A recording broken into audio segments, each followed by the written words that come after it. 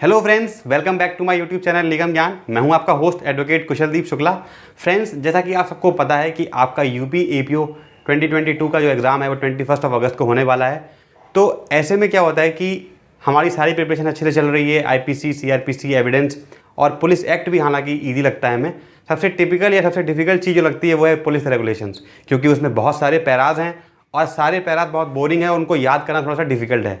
तो उस चीज़ को आसान बनाने के लिए मैंने एक कंपाइलेशन वीडियो बनाई है जिसमें मैं आपको बताऊंगा कि कौन से पैरा में यानी कि चैप्टर्स का डिस्ट्रीब्यूशन किस तरह से है और कौन कौन से पार्ट्स हैं। या क्योंकि जनरली होता क्या है फ्रेंड्स, जो यूपी पुलिस रेगुलेशन का अगर आप क्वेश्चन देखेंगे यानी यूपी एपीओ के प्रीवियस ईयर क्वेश्चन पेपर देखेंगे तो पुलिस रेगुलेशन से कई बार चैप्टर्स के नाम पे क्वेश्चन बने हैं, चैप्टर्स की लोकेशन पे क्वेश्चन बने हैं और कौन सा चैप्टर में क्या कंटेंट है इस पे क्वेश्चन बने हैं। तो इस चीज़ को ये एक ही वीडियो में आपका सारा काम आसान हो जाएगा। आपको समरी जो उसकी स्कीम है यानी यूपी पुलिस रेगुलेशन की जो स्कीम है पूरी, वो आपको आसानी से याद हो जाएगी। तो प्लीज़ इस वीडियो को देखने के लिए एंड तक बने रहना ताकि आपको ये यूपी पुलिस रेगुलेशन जो है पूरी तरह से क्लियर हो जाए।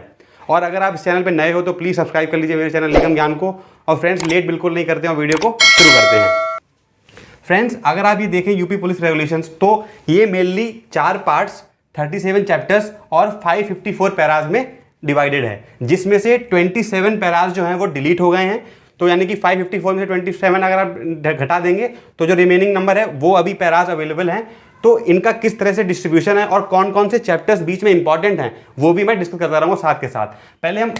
सबसे पहले हम पार्ट्स का देख लेते हैं कि कौन कौन से 4 पार्ट्स हैं। तो पार्ट 1 है power and duties of officers, part 2 है पर्टिकुलर ड्यूटीज, पार्ट 3 है इंटरनल एडमिनिस्ट्रेशन और पार्ट 4 है ट्रेनिंग। अब इन पार्ट्स में किस तरह से चैप्टर्स का डिस्ट्रीब्यूशन है और कौन से चैप्टर में क्या लिखा हुआ है यानी क्या चैप्टर कह रहा है वो हम देख लेते हैं एक बार। फ्रेंड्स, अगर पार्ट 1 की बात करें तो चैप्टर 1 जो है वो सुपीरियर ऑफिसर्स की बात करता है। चैप्टर 2 जो है वो रिजर्व इंस्पेक्टर और सब इंस्पेक्टर की बात करता है। चैप्टर 1 और 2 आपके लिए इंपॉर्टेंट हो जाते हैं, आप साथ के साथ मार्क भी करते रहिएगा कौन सा चैप्टर इंपॉर्टेंट आपके लिए। चैप्टर 4 जो है वो सर्कल इंस्पेक्टर्स की बात करता है।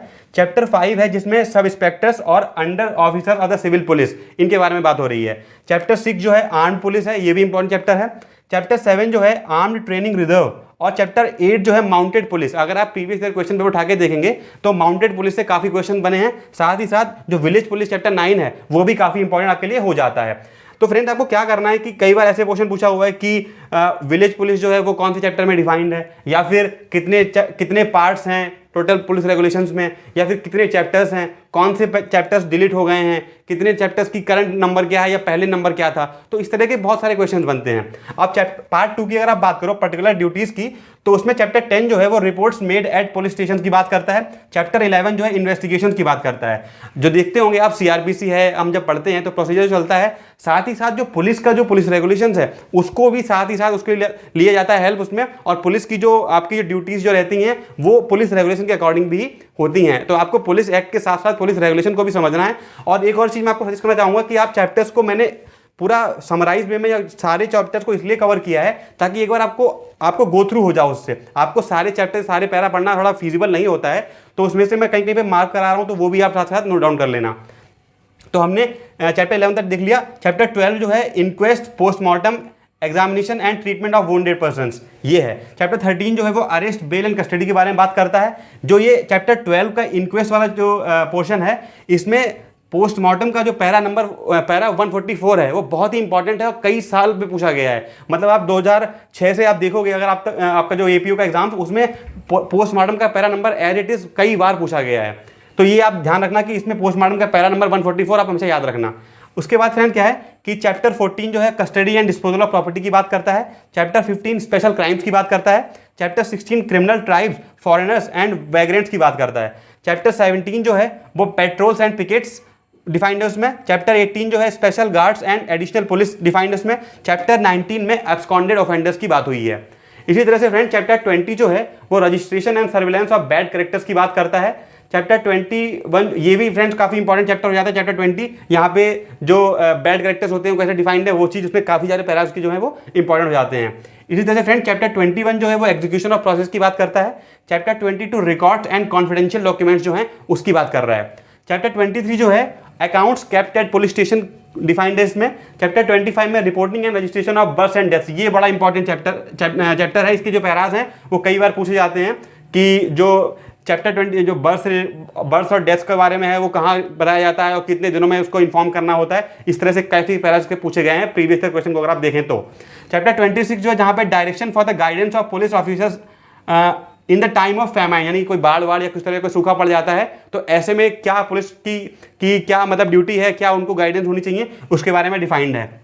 चैप्टर 27 जो है duties under special acts and rules. आपने ये चीज़ देखा होगा कि कई बार ऐसा होता है कि जैसे पॉक्सो एक्ट हो गया या कोई स्पेशल एक्ट हो गया तो उसमें पुलिस की क्या पर्टिकुलर ड्यूटीज होती हैं। वहाँ पे जैसे मान लीजिए कोई एसआई है तो वो अब अदरवाइज तो वो एसआई है, सब इंस्पेक्टर है, मगर अगर वो पुलिस एक्ट में अगर कोई कुछ काम कर रहा है यानी पॉक्सो एक्ट में कुछ काम कर रहा है तो उसकी ड्यूटी बदल जाती है, तो उस बारे में इसको डिफाइन किया गया है। और चैप्टर 28 जो है वो मिसलेनियस की बात करता है, यानी सारी चीज़ पे कवर हो जाती हैं।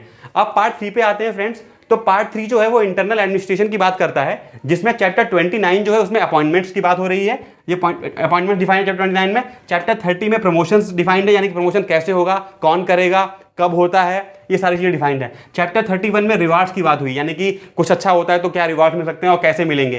चैप्टर 32 में फ्रेंड क्या डिफाइंड है, departmental punishment and criminal prosecution of police officer, यानी कि अगर कोई, जब आपने सुना होगा लाइन हाजिर हो जाते हैं पुलिस वाले, या कैसे कैसे लाइन हाजिर होते हैं, कौन करता है, कितने दिनों तक वो पुलिस लाइन में रहते हैं, तो ये सारी चीज़ें जो है वो चैप्टर 32 में डिफाइंड है। चैप्टर 33 जो है वो appeals, revisions, petitions and copies of official documents की बात करता है। और फ्रेंड्स इसको आप सीआरपीसी के साथ भी पढ़ सकते हो, वहाँ पे कैसे बताया रखा है अपील्स के बारे में। चैप्टर 34 जो है वो ट्रांसफर्स की बात करता है। और लास्ट में जो पार्ट 4 है उसमें मात्र 3 चैप्टर्स हैं। चैप्टर 35 जो है इसमें बेसिकली चैप्टर 35 जो चैप्टर पार्ट 4 है वो ट्रेनिंग की ही बात कर रहा है और ट्रेनिंग ऑफ डिफरेंट ऑफिसर्स की बात है। 35 में किसकी ट्रेनिंग की बात है, training of gazetted officers, inspectors, reserve inspectors. और चैप्टर 36 में किसकी बात है, ट्रेनिंग ऑफ सब इंस्पेक्टर्स। और चैप्टर 37 में training of head constable and constables. Friends इस सारे चैप्टर्स को एक जगह लिखने का मेरा पर्पस यही था। अगर चाहता तो मैं इसको 2 पार्ट्स में भी बना सकता था, मगर सब इस वीडियो को आप कई बार मल्टीपल टाइम्स देखोगे तो आपको चैप्टर्स की लोकेशन स्कीम अच्छे से याद हो जाएगी। फिर आपको पैरा याद करना आसान रहेगा, साथ ही साथ आपको फिल्टर आउट करना भी आसान रहेगा कि कौन से पैराज इंपॉर्टेंट हैं और कौन से पैराज इंपॉर्टेंट नहीं हैं। तो फ्रेंड्स आई होप आपको ये वीडियो इन्फॉर्मेटिव लगी होगी, और अगर आपको ये वीडियो इन्फॉर्मेटिव लगी हो तो please subscribe to my channel Ligam Gyan. और अगर आप कोई अपना कमेंट, कोई भी व्यू देना चाहते हो तो आप कमेंट बॉक्स में बता सकते हैं। Thank you so much, have a nice day. Thanks, friend.